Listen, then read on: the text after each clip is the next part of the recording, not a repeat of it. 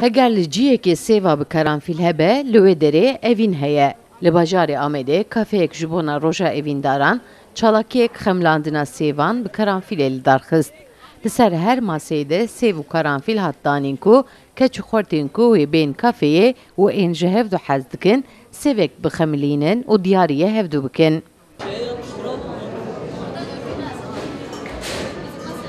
Evçanda xemlandina sêv an pirtiqalek bi piranê li welatên Rojhilata navîn de, di nava Kurdan de, di navbera du evîndaran de, di rojên Valentinoyê de tê cibîcîkirin.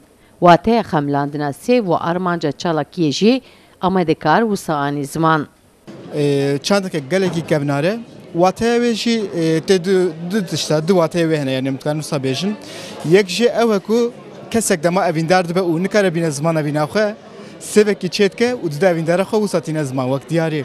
û yek jî dema ku du kes heval bin jî dibe, dema ku ji hevdû dixeyidin û dixwazin li hevdû werin, dîsa sêvekî çêdikin û wisa diyarî hev dikin. Çima bi qîmete ji ber ku hem çêkirina wê gelek zehmet e, yani ji xwe binê bibînin ha bi 2 saet 3 saet dewam dike çêkirina sêvekî. Keç û xortên ku li ser her maseyekî de rûniştîbûn, her yek li gor dilê xwe sêv dixemlandin. Hinekên wan şiklê dil li ser sêv çêdikirin, hinekên wan navê evîndarên xwe dinivîsandin, hinekên wan jî bi karanfîlan sêv winda dikirin. Keçek kurşî ji bo evîndarê xwe sêvek xemiland û hestên xwe jê re wiha got. Ez zanim ki meriv Kurdê berê evî çê dikirin ji bo bina evîndara xwe, an jî bina hevalê xwe ku hev re xeyîdine. Heval ki mijgo îro xanamê tiştekî aha çê dike.